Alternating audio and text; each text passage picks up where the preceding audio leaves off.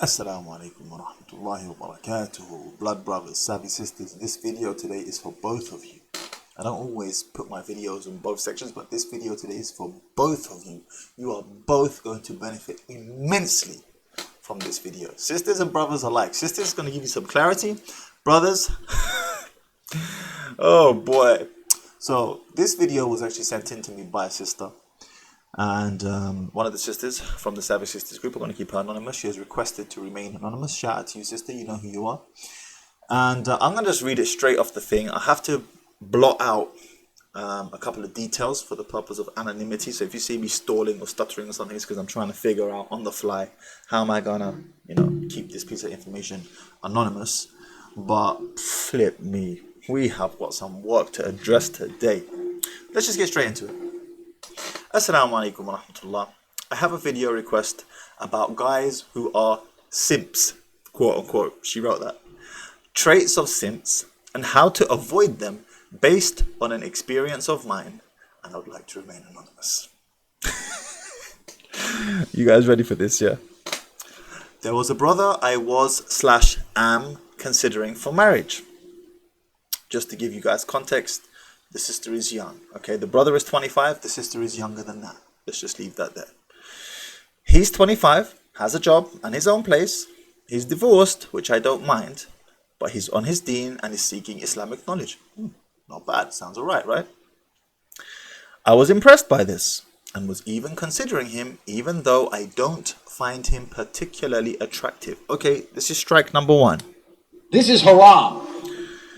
If you don't find him attractive, sisters, as in there is no immediate attraction, don't think that by looking for other qualities inside him that this will somehow compensate for the lack thereof of those initial qualities that you are looking for. It don't work like that. It's a big mistake. Don't think, oh well, I'm not attracted to him, but maybe because he's so nice or he's so pleasant or he's got such a great personality that I will be attracted to him somehow. It doesn't work like that. That's not how attraction works. There needs to be some type of physical chemistry, even for you sisters. Brothers, you already know this.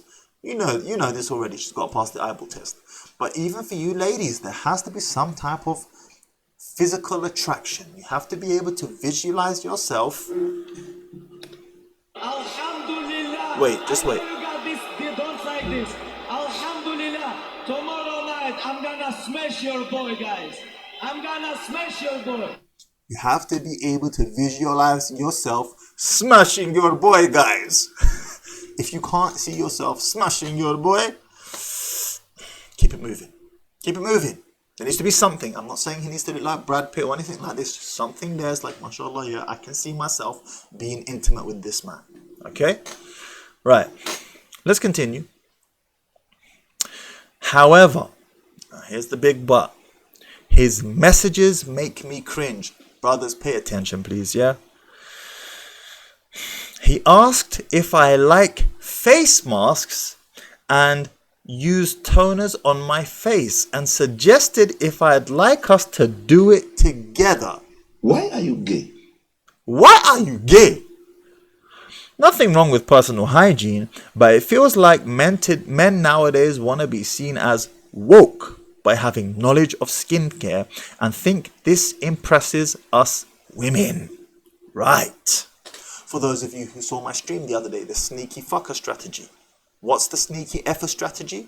It is where men mimic, imitate, monkey, ape the behaviors of women in the hope, not just the behaviors, the mindset, the feelings, the emotions, the empathy, everything, in the hope that this will impress her.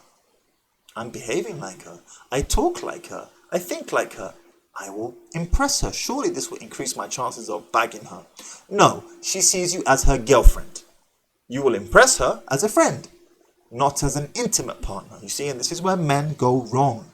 They think that they need to suppress their masculine tendencies, their masculine traits. And indeed, society has told us this. But by doing so, and by taking on the mantra that the female way of emoting is the correct way of emoting, you become relegated to the dreaded friend zone, brother. That's where you get relegated to. And women start to sense this. It's one of the number one reasons why there are so many sexless marriages. Women look at their men and basically see women in disguise. This is a woman in man's clothing. The way he emotes, the way he expresses himself. And I can't blame the men, to be honest with you, because they were told that's the right thing to do. But now you have this knowledge, especially if you're watching this, you need to go out there and do something about it. You need to go out there and do something about it, because this is not acceptable. And the women are clocking on. They're getting miffed with this behavior. It's putting them off, as you can see. Let's continue. He also uses the term jillies. First time I'm hearing this term, wallah. Instead of jilbab. This is a word sisters use. I've never heard a brother say this. Wallahi, I look at man, that man's moving wet. Man's moving soft. Man's moving on his... You're moving towards gating. Why are you gay? This is what this sister's thinking. Man's moving towards this gating. Trust me. I've never heard a brother say this. He thinks, once again, by aping the language and behavior of a woman, that he is going to impress her. Rather, it has caused this sister to sign up to my Patreon, Savvy Sisters Patreon tier, shout out to you, sister, and ask me, am I wrong for feeling like I can't stand this man? That's the impact it's had on her. SubhanAllah. Also, when describing his personality, he kept emphasizing the importance of being emotionally intelligent. MashaAllah. Shut up, you're now it's Obama. Fool. Absolute fool. Again, this is what we have been told. Emote like a woman. Express like a woman. Talk about your feelings. Shut your mouth. Shut up, you're now it's Obama. Stop waffling, rude boy. What do you mean? No. They don't want to know about your feelings, bruv. Trust me. They will ask you. They will test you. They will push you. You have to remain firm. Oh, but tell me, Habibi, please, what's going on? Shut your mouth. Keep firm. Put your head on the floor. Complain to Allah subhanahu wa ta'ala. The moment you start emoting and complaining and moaning and whinging and whining to your wife, you start spreading, or in this instance here, wife to be, you start spreading the seeds of doubt in her mind. Is this man capable of leading us? Just as if Joe Biden or Boris Johnson, even though they're incompetent as they are, but never mind, we won't go there, go up on stage today and started telling the world how stressed they feel and how they're really struggling, you would lose confidence in them as a leader as well. No difference.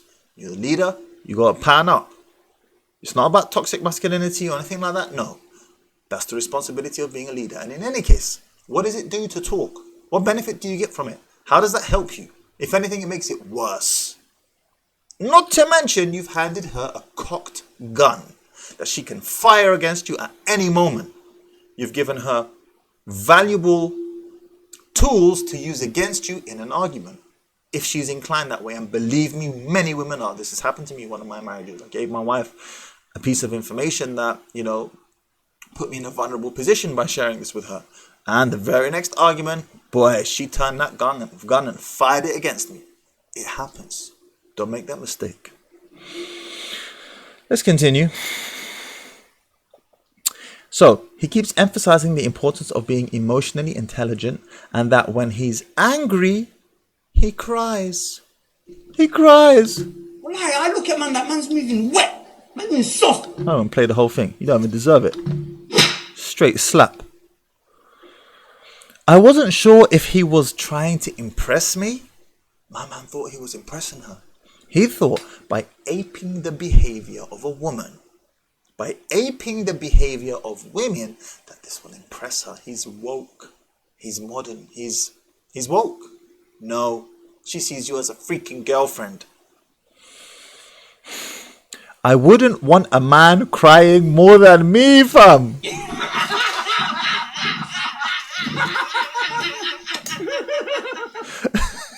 I wouldn't want a man crying more than me. She's right. He is also agreeing, pay attention, with everything I say. He is also agreeing with everything I say. I don't think, now this is super important to the brothers, please pay attention. I don't think he realizes that it's attractive to have your opinions and disagree sometimes. Abu American has been talked about in the past, outrage porn, how women have an innate affinity towards outrage porn. Why do women continually call up the Kevin Samuels show every single day, day in, day out, knowing they are going to get absolutely taken to the cleaners? They can't help themselves. It makes them feel alive. That emotion makes them feel alive. Why are gossip magazines so popular amongst women? And gossip in general, for that matter. It makes them feel alive. The indignation is something to talk about. Yay, wow, woo. Do you understand? Something to talk about. Makes them feel alive. You agreeing with her on everything, you are frankly depriving her of that. Why do you think I don't care when I make these YouTube videos and I'm triggering the sisters? Psst, because I know the effect it's having on them. I am acutely aware of the effect it's having on them.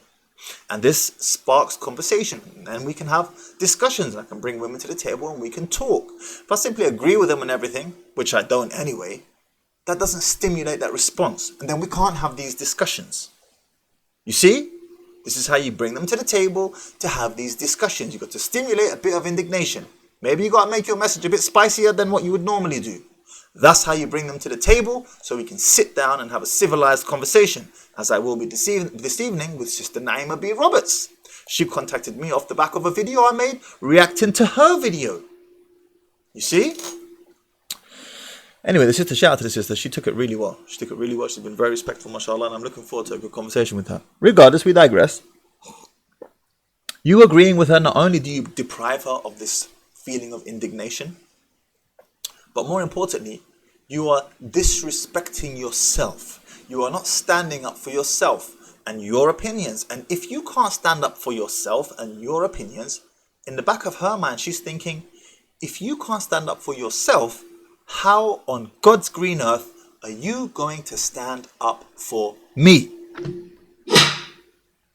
Impossible. You don't respect yourself. You don't stand up for yourself. There is no way you are going to be able to stand up for me or to me on those times when I test you, as women often do. You're just going to capitulate like a soft bread. That's what's going to happen. This is number one bullshit. I don't think he realizes that it's attractive to have your opinions and disagree sometimes. It's attractive for a man to disagree with a woman. It's exactly what she just said. I don't think it's attractive. He realizes that it's attractive to have your opinions. Number one, stand up for yourself so that I know you will be able to stand up for me. And number two, and disagree sometimes. Stimulate the outrage response.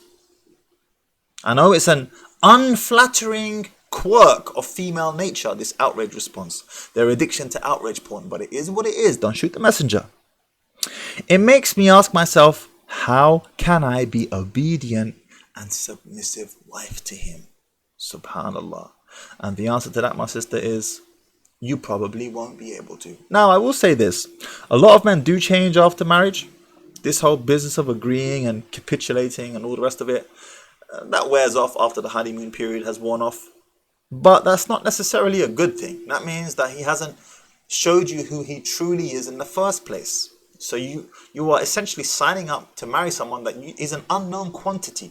He hasn't shown you what he really stands for before marriage, and therefore it's kind of like a Russian roulette. It's a risk. Maybe he will pattern up after marriage. Maybe he won't. You don't know. And that's just too big of a risk to take, especially as a woman. You get one fine shot at this. One golden bullet. After that, it's an uphill struggle from there. Divorce, getting remarried again, divorce and so on. And you know how I feel about that, ladies. We aren't even married. And he wrote a poem about me and posted it on, I'm not going to say where, I want to keep it anonymous, but he posted it online. And frankly, it cringed me out even more. He thought he was flattering her. He thought he was honoring her. He thought he was winning her over. What was her response? Frankly, brother, your poem cringed me out even more. Now let's talk about that for a second. Subhanallah. Men are told what? In today's gynocentric social order, treat them like a queen, put them on a pedestal. That's what he did. He's treating her like a queen. He's putting her on a pedestal. What has it done? Cringed her out even more. Why? Because she's thinking, why is this man trying so hard to please me? Is there something wrong with him? Do you see that? You are trying so hard to please me because there must be something inadequate or deficient with you. That's the thought process. That's what's going through her mind. For if there wasn't, if you were who you were really claiming to be, you wouldn't feel the need to try so hard. If you watched my story the other day on Instagram, I put that very funny quote up when Mugabe was to the effect of President Mugabe, Robert Mugabe. He said, if you want to find out how much money a man has, don't ask him because he will lie. Take him to the bedroom. If he goes 1 round with you, he's a rich man. 2 rounds, he's doing well. 3 rounds, he's unemployed. 4 rounds, he's dead broke. What's the essence of the message he's saying, even though it's satire? The essence is the more broke he is, the harder he will perform, or the harder he will try to please you. 4 rounds. That's the essence of what he was trying to say. I know it's satire, and I understand. I'm simply saying, men who are lacking somewhere try harder to please the woman. That's the bottom line. That's what she's picking up on, even if she can't actually articulate it. And I hope when you see this right now, sister, that things are starting to connect in your head. Oh, he's trying so hard because he feels like I could do better than him. Now, if he's young, to be fair to the brother, which he is, he's 25, your sexual market values are at different stages right now. This sister, her sexual market value is extremely high. She's very young. The brother, his sexual market value is relatively low, even though he has his own place.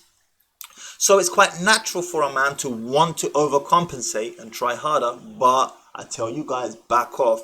You try too hard, and the message that you are communicating to her is, you could do better than me. I feel lucky to have you, and that is an insult and affront to her hypergamous nature. Beware. Beware, you have been warned.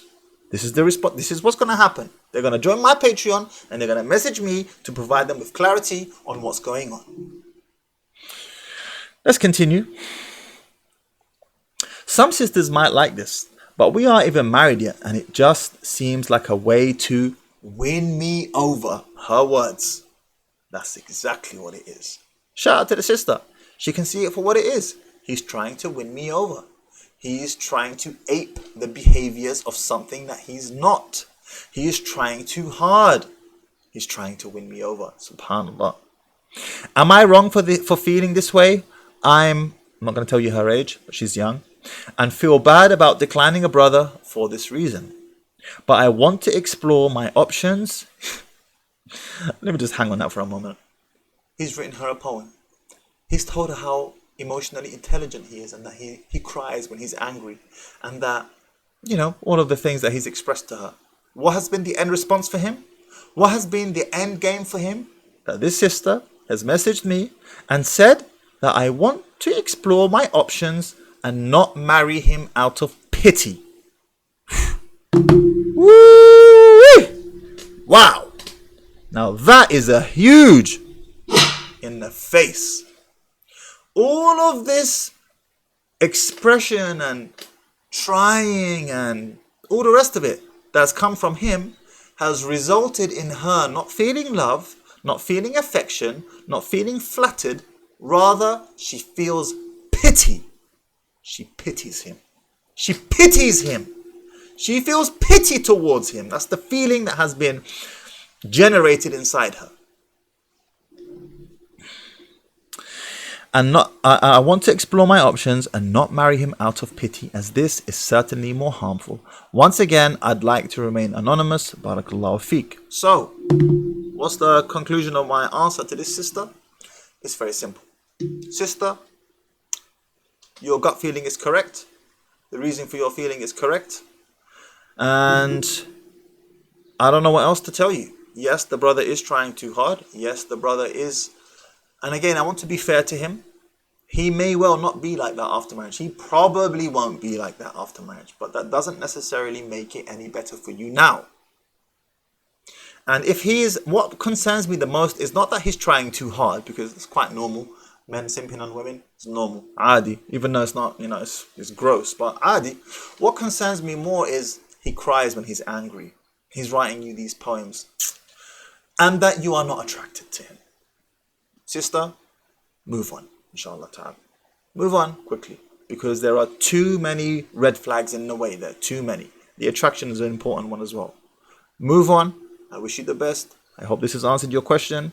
Barakallahu fikum. Assalamu alaikum wa rahmatullahi wa barakatuh.